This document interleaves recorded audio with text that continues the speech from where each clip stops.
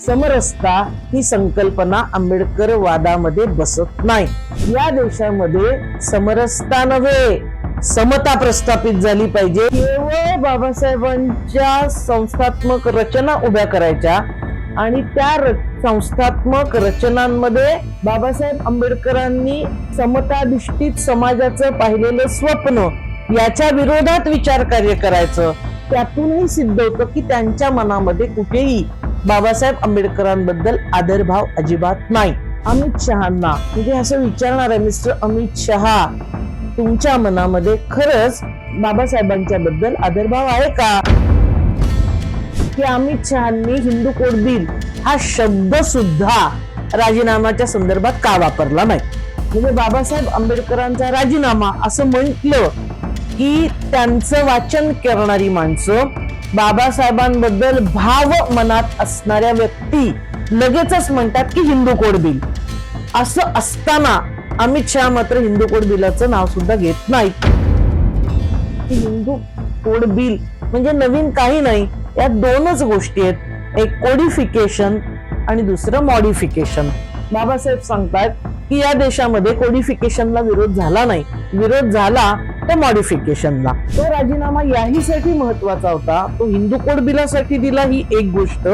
आणि राजीनामा पत्रामध्ये बाबासाहेब लिहितात की इतर मागास वर्गाची दखल घेतली गेलेली नाही। इतर मागास वर्ग म्हणजे ओबीसी, खरा ओबीसींच्या आरक्षणाची बीज बाबासाहेब आंबेडकरांच्या राजीनामा पत्रामध्ये आपल्याला दिसतात। उन्होंने मंडल निकाला इसलिए हमने कमंडल निकाला असं म्हटले आणि हे म्हणतात ओबीसी आमचा डीएनए।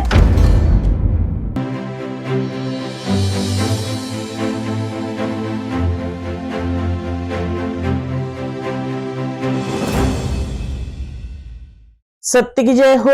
मी प्राध्यापक प्रतिमा परदेशी, सत्यशोधक सत्यवेद या चॅनलवर एक नवा व्हिडिओ घेऊन तुमच्या समोर आली आहे। आमचं चॅनल सबस्क्राईब करा, आपल्या प्रतिक्रिया नक्की कळवा। आजचा व्हिडिओ अर्थातच देशाचे गृहमंत्री अमित शहा यांनी केलेल्या एका वादग्रस्त विधानाबद्दल आहे।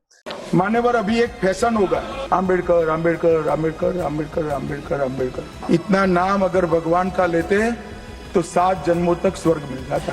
राज्यसभेमध्ये ते बोलत होते आणि बोलत असताना त्यांनी जी मुक्ताफळं उधळली, महाराष्ट्रातच नाही त्याच्या देशभर प्रतिक्रिया उमटल्या। या ज्या प्रतिक्रिया उमटल्या त्या नेमक्या का उमटल्या? म्हणजे अमित शहांचं जे म्हणणं आहे त्याच्यामध्ये काय तथ्यांश होता, ते कोणत्या संदर्भात ही विधानं त्यांनी केलेली आहेत याचा आपल्याला विचार करावा लागेल।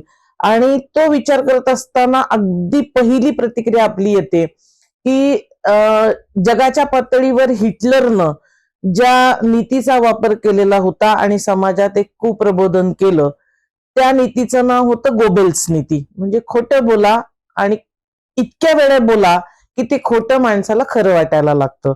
ही गोबेल्स नीती हिटलरच्या नंतर जगाच्या पाठीवर त्याचा सर्वोच्च वापर जर कोणी केला असेल तो भारतामध्ये राष्ट्रीय स्वयंसेवक संघ आणि भारतीय जनता पक्ष असं 2 नावं त्याच्यामध्ये निश्चितपणे येतील। म्हणजे खरं तर त्यांच्या या कार्याबद्दल त्यांची गिनीज बुक मध्ये नोंद होऊ शकते, इतका गोबेल्स नीतीचा वापर यांनी केलेला आपल्याला दिसतो। आणि हीच गोबेल्स नीती राज्यसभेत बोलत असताना अमित शहांनी वापरली आहे या निष्कर्षापर्यंत आपण निश्चितपणे येतो। त्यांनी जे वादग्रस्त विधान केलं ते विधान केल्यानंतर या देशातले समतावादी, आंबेडकरवादी, पुरोगामी सर्व लोक चिडले आणि चिडणं स्वाभाविक होतं। याचं कारण अमित शहांच्या बोलण्यामध्ये जेव्हा कुठलाही नेता आपलं प्रतिपादन करत असतो त्याच्यामध्ये त्याची देहबोली ही खूप महत्वाची, म्हणजे बॉडी लँग्वेज ही महत्वाची असते आणि बॉडी लँग्वेज ही खूप काही सांगून जाते, ती तुमची विचारधाराही सांगत असते। अमित शहा जे बोलले त्या विधानाची सुरुवात, आक्षेप ज्याच्यावर घेतला गेला ते जवळजवळ त्यांच्या विधानाची सुरुवात करत असताना 7 वेळा आंबेडकर आंबेडकर असं ते म्हटले आणि त्यांनी हात ज्या पद्धतीनं हलवला ती जी संपूर्ण बॉडी लँग्वेज आहे ती सरळ सरळ आपल्याला हे सांगते की ती अत्यंत पितृसत्ताक होती. ती जातीयवादी देहबोली त्यांच्या ह्याच्यातून निश्चितपणे दिसत होती. म्हणजे ज्या विचार शाळेमध्ये ते वाढले त्या विचार शाळेतला विचार हा त्यांच्या देहबोलीतून निश्चितपणे व्यक्त होताना दिसतो. प्रश्न फक्त देहबोलीचा नाही, ते काय बोलले ही पण गोष्ट महत्वाची आहे. ते असं सांगतात की आंबेडकर इतक्या वेळा लोक म्हणतात की त्याच्या ऐवजी देवाचं नाव घेतलं असतं तर स्वर्गाची दारं उघडली असती. थोडक्यात प्रश्न असा आहे की कोणी कुठलं नाव घ्यावं याचं स्वातंत्र्यच भारताचं संविधान आम्हाला देतं आणि जे संविधानच मुळात या लोकांना मान्य नाहीये. नामस्मरणाचं महत्व वारकरी संप्रदायात खूप मोठं आहे. त्याही संप्रदायाच्या विरोधात यांच्या वेळेस त्या काळात या लोकांनी बंड केलेले लोक आहेत. तर असो, यांचा एकूण वारसा हा स्वातंत्र्याच्या विरोधात असणारा, व्यक्ती स्वातंत्र्यावर बंधनं घालणारा असा राहिलेला आहे आणि त्याचाच कित्ता राज्यसभेमध्ये त्यांनी आपल्याला बोलत असताना वापरलेला दिसतो. म्हणजे त्यांच्या संपूर्ण या जे एक त्यांची विचारशाळा मी म्हणते त्या विचारशाळेची वैशिष्ट्य आहेत.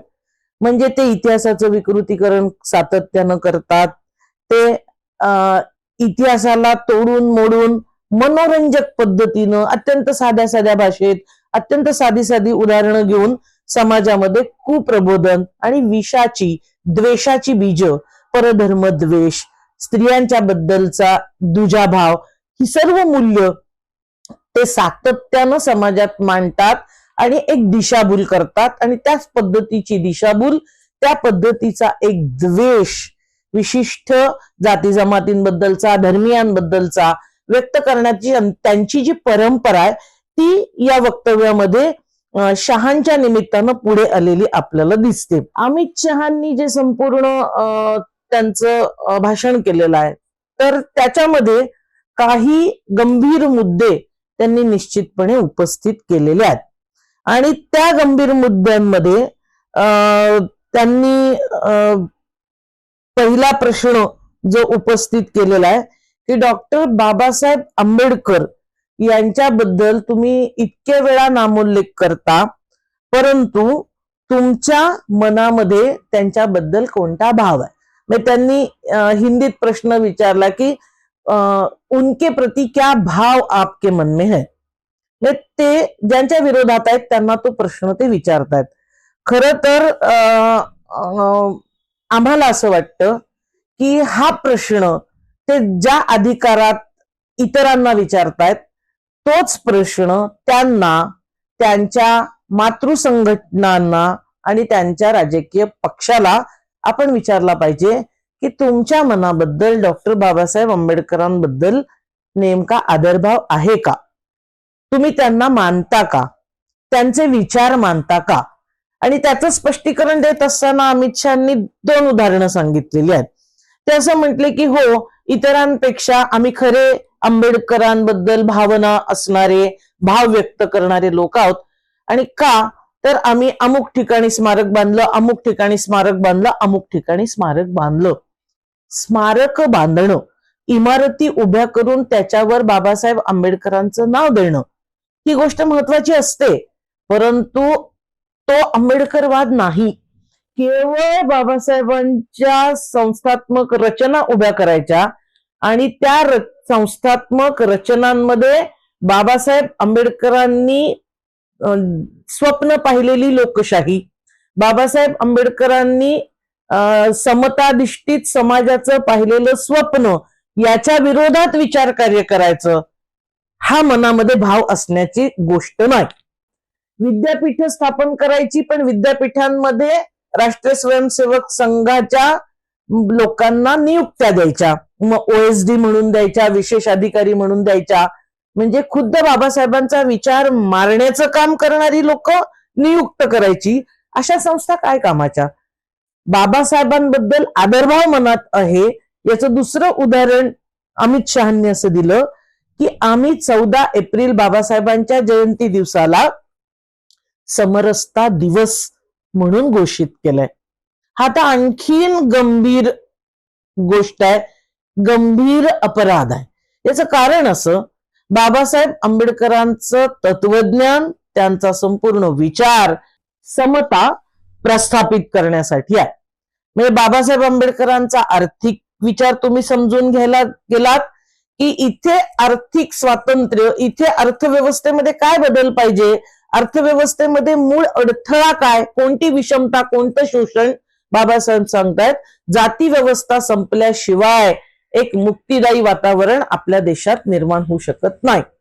म्हणजे या देशामध्ये समरसता नव्हे, समता प्रस्थापित झाली पाहिजे. याच्यासाठी आर्थिक, सामाजिक, राजकीय विचार बाबासाहेब आंबेडकरांनी मांडले. ते संविधानाच्या माध्यमातूनही आणण्याचा प्रयत्न केला आणि त्यांच्या ग्रंथांमध्ये तर त्यांनी ते शब्दाशब्दात मांडलं. समरसता ही संकल्पना आंबेडकर वादामध्ये बसत नाही. समरसता ही तुम्ही चुकून आमच्याकडून उपेक्षित राहून गेला, या आता आमच्यात समरस व्हा. म्हणजे कुठल्याही प्रकारचे हक्क अधिकार द्यायचे नाही, शोषणाची मुळं शोधायची नाही, हा समरसतेचा विचार असतो. म्हणजे वरवर माया एवढाच प्रकार त्याच्यामध्ये आहे.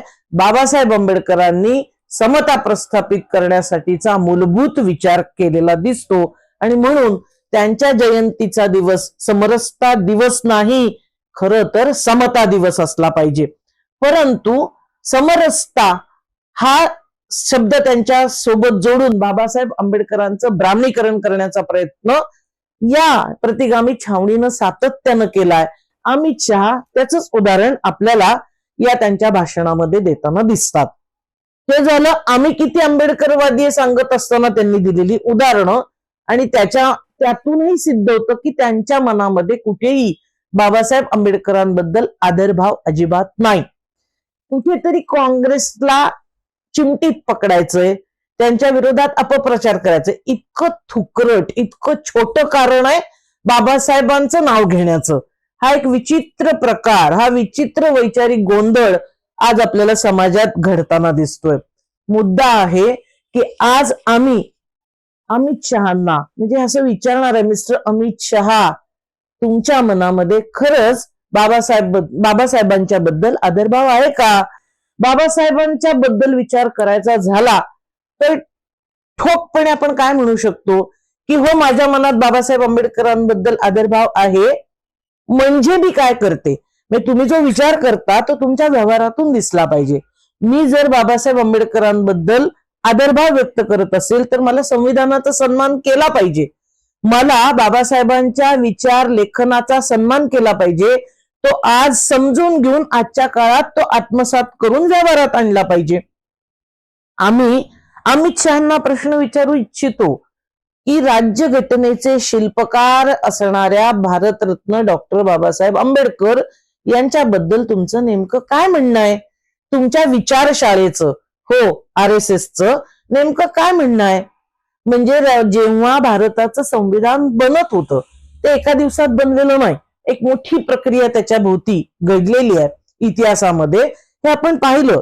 पण हे संविधान जेव्हा बाबासाहेबांनी बनवायला सुरुवात केली, वेगवेगळ्या समित्या म्हणजे ते मसुदा समितीचे अध्यक्ष झाले आणि सर्वात मोठं योगदान हे राज्यघटना निर्मितीमध्ये बाबासाहेब आंबेडकर यांचं राहिलंय. पण ही घटना बनत असताना तुमची मातृसंस्था आणि त्याच्यामध्ये तुमचे जे पूर्वसूरी आहेत ती लोक काय बोलत होती याच्याबद्दल अमित शहा आणि त्यांचे सर्व सहकारी काही उत्तर देऊ शकणार आहेत का? काय म्हटलेलं आहेत?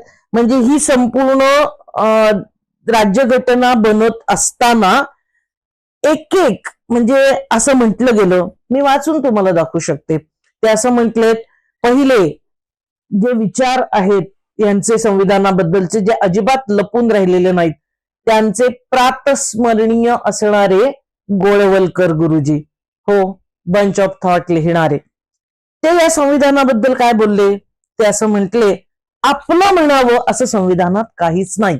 हे आता आपलं पण काय आहे हे आपण सहज समजून घेऊ शकतो. म्हणजे गोळवलकरांना हे संविधान मान्य नाही कारण त्यात त्यांचं काही नाही असं त्यांना वाटत होतं.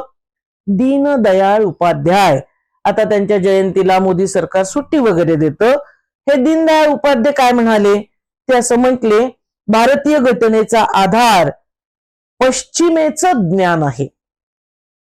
ज्ञान ऍब्सोल्यूट ज्ञान आहे. ज्ञान कुठलंही, ज्ञानामध्ये प्रदेशवाद नसतो. ज्ञान मुक्तीचं आहे की नाही हे महत्वाची गोष्ट. परंतु पश्चिमेचं ज्ञान, पौर्वात्य ज्ञान, असं ज्ञानाचं चुकीचं विभाजन करायचं आणि भारताच्या संविधानामध्ये सर्व पश्चिमेकडचंच आहे, म्हणजे तुम्ही इंग्लंडची कित्ता गिरवला असं थोडक्यात त्यांना म्हणायचंय. आणि म्हणून ते भारतीय राज्यघटनेच्या बाजूनं उभे राहताना आपल्याला दिसत नाही. दत्तोपंत ठेंगडी हे त्यांचे एक विचारक, ते असं सांगतायत, म्हणजे दीनदयाळ उपाध्याय सांगणार की पश्चिमी आहे म्हणजे आमच्या आत्म्यावर घावत आहे, आणि दत्तोपंत ठेंगडी हे असं म्हटले की भारतीय संस्कृती परंपरा यांचं प्रतिबिंब संविधानात नाही. संविधान आपल्या चालीरीती परंपरा यांना अधोरेखित करण्यासाठी तयार केलं जात नाही.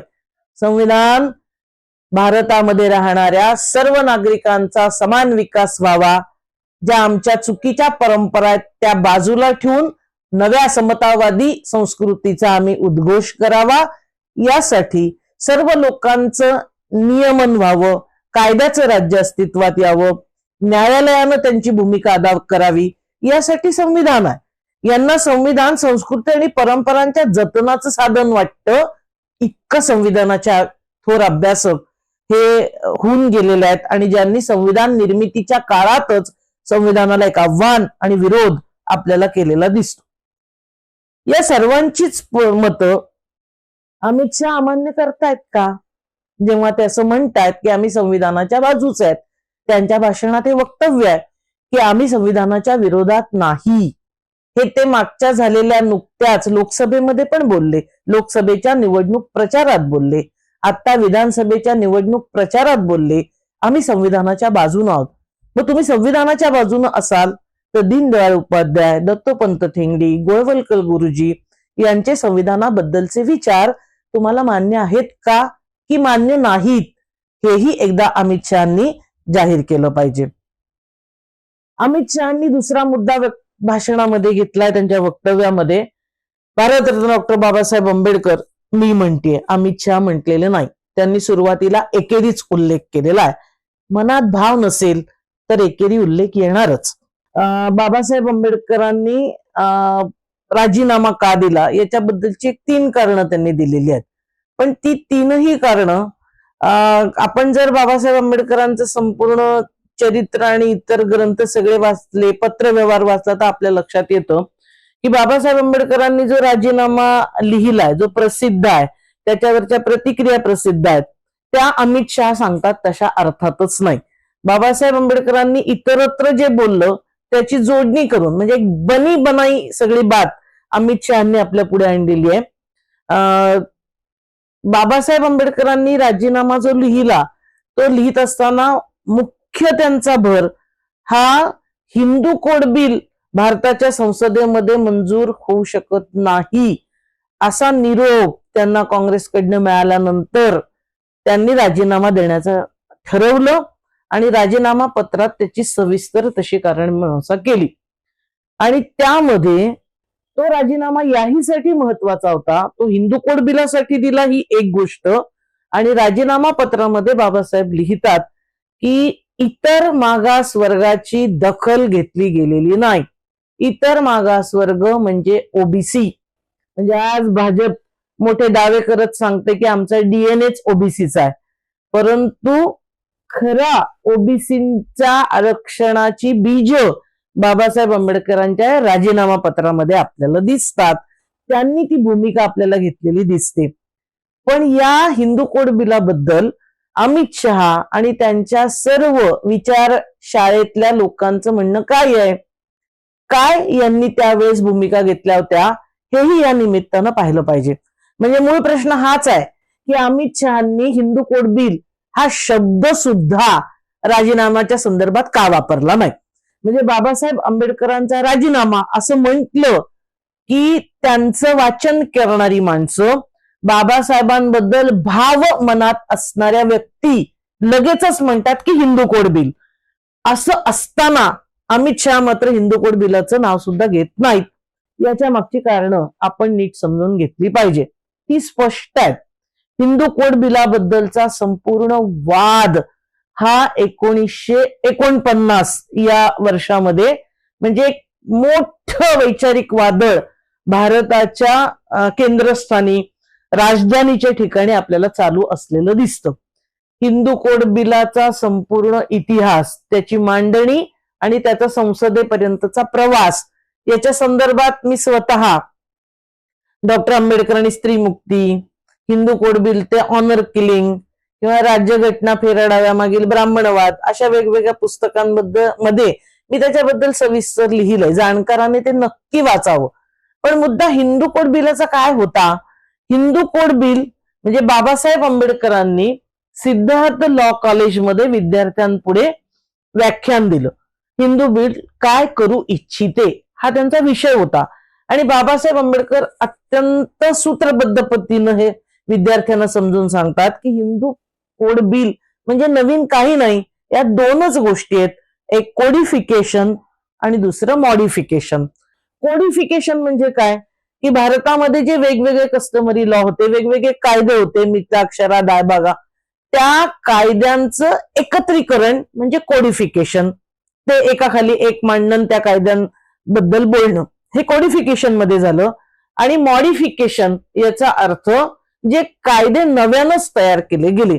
बाबासाहेब सांगतात की या देशामध्ये कोडिफिकेशनला विरोध झाला नाही, विरोध झाला तो मॉडिफिकेशनला. आता हे मॉडिफिकेशन काय होतं? बाबासाहेबांच्या हिंदू कोड बिलामधलं मॉडिफिकेशन हे होतं की प्रत्येक सज्ञान स्त्री पुरुषांना विवाह करण्याचा अधिकार असेल. विवाह कोणत्या पद्धतीनं करायचा याचा अधिकार त्यांना असेल.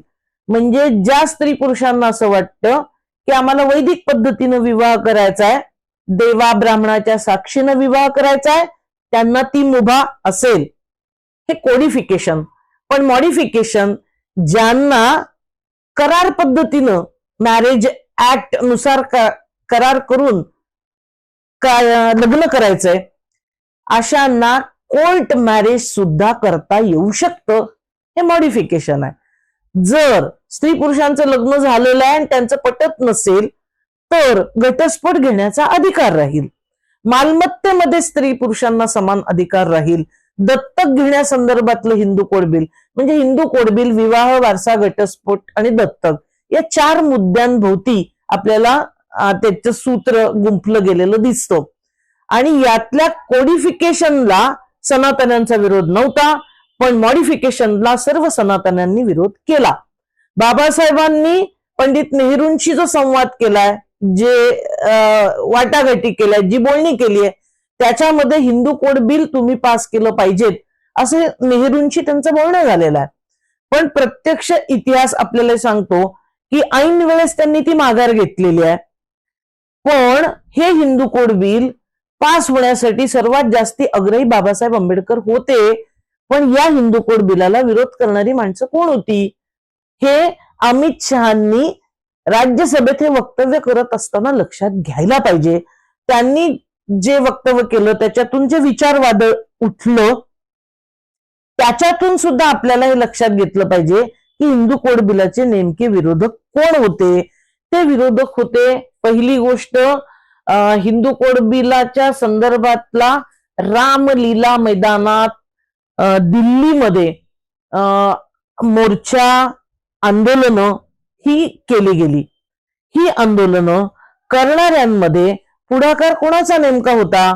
आपल्याला असं दिसतं की ही सगळी आंदोलनं करण्यामध्ये 1 नंबर पुढाकार राष्ट्रीय स्वयंसेवक संघ, RSSशी संबंधित लोकांचा हा आपल्याला राहिलेला दिसतो. म्हणजे RSSनी अक्षरशः चाल केल्यासारखा मोर्चा संसदेवर नेलेला आहे आणि त्या मोर्चामध्ये स्त्रियांची संख्या जास्ती ही त्यांनी सहभागी करून घेतली. हे सगळं झालं कसं? म्हणजे त्या मोर्चामध्ये स्त्रियांना काय सांगितलं गेलं? इतक्या त्वेषानं स्त्रिया कशा काय सहभागी झाल्या? खरं तर हिंदू कोड बिल सर्वात जास्ती प्रोटेक्शन कायदेशीर हे स्त्रियांना देत आहे. पण इतिहास उफराट्या पद्धतीनं सांगितल्यावर ज्या स्त्रियांना स्वातंत्र्य मिळणारे त्याच पैकी काही स्त्रिया हिंदू कोड बिलाला विरोध करण्यासाठी पुढे आल्या. हे घडलं कसं? हे घडवण्यामध्ये खूप प्रबोधन, चुकीच्या गोष्टी हिंदू कोड बिलाबद्दल सांगितल्या गेल्या. म्हणजे हिंदू कोड बिलाला RSSनी जेव्हा मोर्चा काढला रामलीला मैदानावर, हे लक्षात घेतलं पाहिजे. अमित शहांनी आणि त्यांच्या विचारशाळेतल्या सर्व लोकांनी रामलीला मैदानावर हिंदू कोड बिलाच्या विरोधात RSSनी मोर्चा काढल्यानंतर बाबासाहेब आंबेडकरांचे पुतळे जाळले गेलेले आहेत. हे त्यांनी विसरता कामा नये. हा इतिहास आहे. तुम्ही कोणत्या बाजूने आहात हे नीट तुम्हीच त्याची उजळणी पुन्हा एकदा केली पाहिजे. त्यांच्या सोबत करपात्री स्वामी करपात्रीजी हे पण शड्डू ठोकून हिंदू कोड बिलाच्या विरोधात हे पुढे आलेले होते. त्यांनी 4 मार्च 1949 ला सगळा हा हिंदू कोड विरोधी माहोल हा उठवला. काय म्हणणं होतं या लोकांचं? आम्हाला हिंदू कोड बिल मान्य नाही, ते संसदेत पास करू नका. का पास करू नका? स्वामी करपात्रीजींचं विधान असं होतं, असवर्ण, आंतरजातीय, सगोत्र व सपिंड विवाह होतील ही भीती त्यांच्या मनामध्ये. म्हणजे आंतरजातीय विवाह होता कामा नाहीये, सगोत्र सपिंड विवाह होता कामा नाहीयेत. याच्या विरोधात त्यांनी, म्हणजे हिंदू कोड बिलाला विरोध याच्यासाठी आहे की इथं रक्ताचं मिश्रण होईल, परजाती आपल्या जातीमध्ये येतील, आपल्या जातीतल्या मुली परजातीत जातील ही भीती. म्हणजे हिंदू कोड बिल म्हणजे सर्रास आपल्या कुळातल्या आपल्या जातीतल्या मुली दुसऱ्या कुळात देऊन टाकणं असा चुकीचा अर्थ सांगितला गेला. मॉडिफिकेशन मध्ये बाबासाहेब आंबेडकर सांगत होते ज्यांची इच्छा असेल त्यांना हे करण्याची मुभा असेल. पण त्याला करपात्रीजींनी त्याचं भ्रम पसरवला समाजामध्ये आणि हिंदू कोड बिलाचा चुकीचा अर्थ सांगितला. यांच्यासोबत तिसरा एक फोर्स यांच्याच विचारांचा आला. म्हणजे हिंदू धर्माचा प्रचार करण्यासाठी 4 शंकराचार्य आहेत. त्यातले ब्रह्मानंद शंकराचार्य होते. ते हिंदू कोड बिलाच्या विरोधात उभे ठाकले आणि त्यांनी हिंदू संस्कृतीचा मूलाधार वर्णाश्रम धर्म आहे आणि हिंदू कोड बिलातून वर्णाश्रम धर्म रसातळाला जाईल असं म्हटलंय. याला रौलेट टॅक्ट म्हटलंय, याला बॉम्ब म्हटलंय, म्हणजे बॉम्बस्फोट होतील हिंदू कोड बिल जर पास झालं तर. अशी परिभाषा ही सगळी या काळामध्ये वापरली गेली.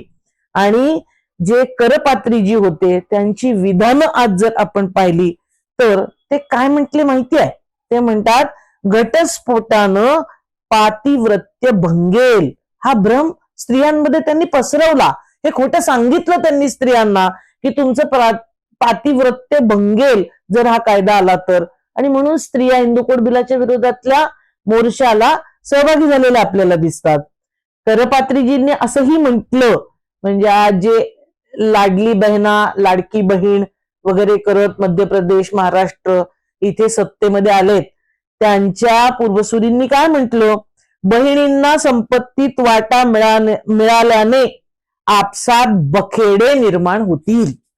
ही यांची विधान आहेत. म्हणजे स्त्रियांना कुठल्याही प्रकारच्या संपत्तीत अधिकार मिळणं हिंदू कोड बिलानं होणार होतं आणि म्हणून हिंदू कोड बिलाला RSSनी, करपात्रीजींनी, स्वामी हे शंकराचार्य ब्रह्मानंद यांनी विरोध आपल्याला केलेला दिसतो. म्हणजे एकूण हिंदू कोड बिलाच्या विरोधात यांचे प्रातस्मरणीय सर्व लोक, यांच्या विचारांचे पूर्वसुरी सर्व लोक हे हिंदू कोड बिलाच्या विरोधात होते आणि त्याचा तोच परिणाम झाला. काँग्रेसनं हिंदू कोड बिल मांडलं नाही, त्याला तितके जबाबदार त्यांनी मांडलं तर तुम्ही सत्तेतून पाय उतार व्हाल अशी भीती काँग्रेसच्या मनात निर्माण करणारी शक्ती कोणती होती? ती RSS होती, ते करपात्रीजी होते, ते ब्रह्मानंद होते. दोघही तितकेच जबाबदार आहे. पण परिणाम काय झाला? संसदेमध्ये हिंदू कोड बिल मांडलं गेलं नाही आणि त्याचा निषेध म्हणून बाबासाहेब आंबेडकरांनी हा राजीनामा आपल्याला दिलेला दिसतो. म्हणजे झालंय असं की बाबासाहेब आंबेडकरांच्या विचारांचं ब्राह्मीकरण करणारे, आरक्षणाच्या बाबतीत नेहमी संभ्रमावस्थेची भूमिका घेणारे, म्हणजे जेव्हा व्हीपी सिंग सरकारनं मंडल कमिशन लागू करण्याचा निर्णय घेतला तेव्हा यांच्याच पक्षाचे लालकृष्ण अडवाणी आणि ही सगळी टीम यांनी उन्होंने मंडल निकाला इसलिए हमने कमंडल निकाला असं म्हटलेत. आणि हे म्हणतात ओबीसी आमचा डीएनए. ओबीसींना आरक्षण केंद्रामध्ये मिळत असताना मंडल विरुद्ध कमंडल असं द्वैत उभं केलं, असा संघर्ष उभं करणारी माणसं आज आम्ही संविधानाच्या बाजूने आहोत, आम्ही ओबीसींच्या बाजूने आहोत, आम्ही बाबासाहेब आंबेडकरांच्या विचारांचे आहोत असं म्हणण्याचं धाडस करताना आपल्याला दिसतायत. यांची टीम हे केवळ अमित शहा आज राज्यसभेत बोलले तसं नाही. जसं मी सुरुवातीला म्हटलं, गोळवलकर हे दत्तोपंत ठेंगडी, दीनदयाळ उपाध्याय, सुदर्शन ही सर्व माणसं आरक्षणाबद्दल संविधानाबद्दल ही विपरीत बोलत आलेली आहेत. त्यांना या लोकशाही संसदीय लोकशाहीतल्या या संस्था मान्य नाहीयेत, त्यांना संविधान मान्य नाहीयेत. आणि त्यांच्या टीम मधला आणखीन एक ज्यांना मंत्री केलं गेलेलं होतं, अरुण शौरी जे पत्रकार होते, त्यांना मंत्री केलं गेलं. त्यांनी काय पुस्तक लिहिलं, वर्शिपिंग फॉल्स गॉड, खोट्या दैवताची पूजा. खोटे दैवत कोण आहेत? बाबासाहेब आंबेडकर आहेत. बाबासाहेब आंबेडकर ब्रिटिश धार्जिणे होते वगैरे वगैरे आरोप शौरींनी त्या ग्रंथामध्ये केलेले आपल्याला दिसतात. तर यांच्या सोबत असणारी माणसं, यांचा बाबासाहेबांबद्दलचा भावक नेमका काय आहे हा प्रश्न विचारण्याची वेळ निश्चित आलेली आहे. आणि बाबासाहेबांबद्दल कुठलाही आदरभाव यांच्या मनात नाही, त्यांचे विचार यांना मान्य नाहीत. त्यांनी सांगितलेल्या जाती अंताचा विचार आणि त्या मार्गानं जाण्याची कुवत सुद्धा या लोकांची नाही. आणि आज ते संसदेच्या एका सभागृहात उभे राहून बाबासाहेब आंबेडकरांच्या राजीनाम्याची खोटी चर्चा करतायत. खोटच खोटं पण किती मोठं हे सांगतायत. या ब्राह्मणी गोबेल्स नीतीला आपण ओळखलं पाहिजे. हाच आजच्या सत्यवेदचा सांगावा.